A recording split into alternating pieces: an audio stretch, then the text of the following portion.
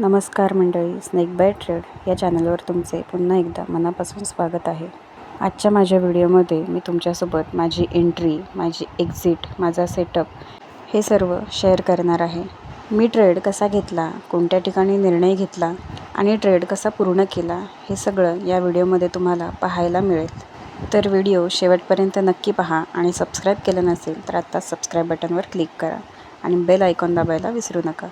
चला तर मग आजच्या व्हिडिओला सुरुवात करूयात. व्हिडिओमध्ये दिसतंय त्याप्रमाणे ब्ल्यू लाईन म्हणजे माझा 9 EMA आहे आणि रेड लाईन म्हणजे 20 EMA आहे.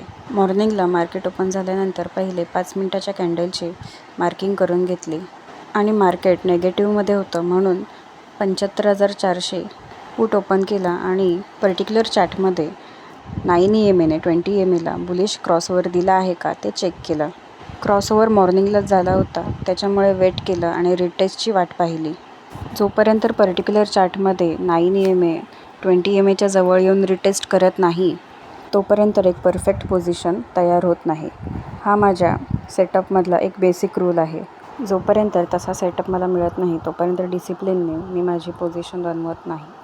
थोडा वेळ थांबल्यानंतर मार्केटमध्ये एक चांगली स्पाईक बघायला मिळाली.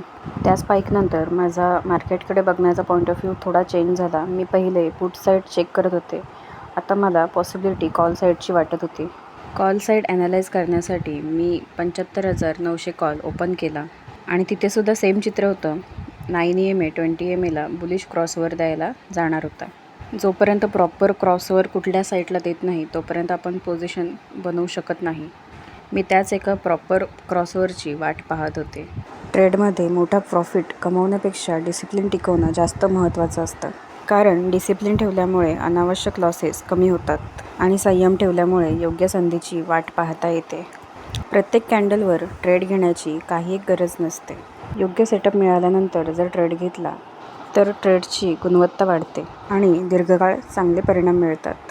आणि जसं की या ट्रेडमध्ये दिसत आहे, जेव्हा 9 EMAचा 20 EMAला बुलिश क्रॉसओव्हर मला पर्टिक्युलरला मिळाला कारण इंडेक्सच्या चार्टमध्ये आधीच बुलिश क्रॉसओव्हर मिळाला होता.